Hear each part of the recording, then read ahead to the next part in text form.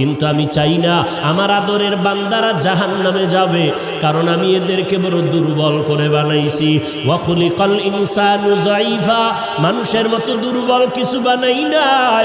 এই মানুষ এতটাই দুর্বল, সূর্যের গরম সইতে পারে না, মশার কামড় সহ্য করতে পারে না। এই মানুষগুলোকে আমি আল্লাহ চাই না ওরা জাহান্নামের আগুনে জ্বলবে, ওরা কবরে গিয়া মাটির চাপা খাবে।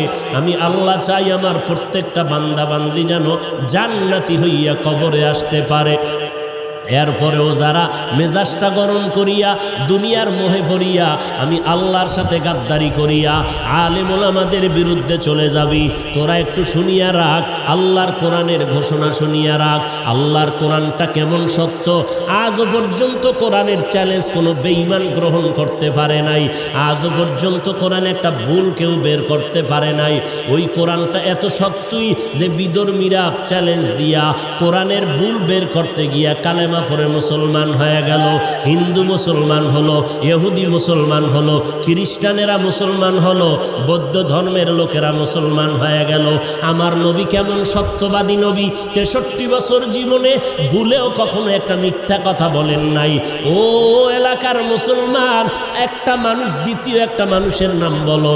এত আদর্শের গান গাইলা, আব্রাহাম লিঙ্কনের আদর্শ, মাও সেতুনের আদর্শ, লেনিন কালমার্সের আদর্শ, প্লেটোর আদর্শ, এমন একটা আদর্শের গার্ডিয়ানের নাম বলো যেই বান্দার জীবনে মিথ্যা বলে নাই। দুনিয়াতে একটা মানুষ, একজন ব্যক্তি রহমাতুল লিল আলামিন, কেমন নবী আমার, যার জীবনে 63 বছর হায়াতে ভুলেও কোনো একটা মিথ্যা কথা বলেন নাই। বেঈমানেরা পর্যন্ত আমার নবীকে সততার কারণে কি উপাধি দিয়েছিল বলো? আল আমিন উপাধি দিয়েছিল। ওই নবীর কথা সত্য। এ নবীর উম্মতেরা, মাথায় আল্লাহ ব্রেন দিয়েছে, একটু চিন্তা কর।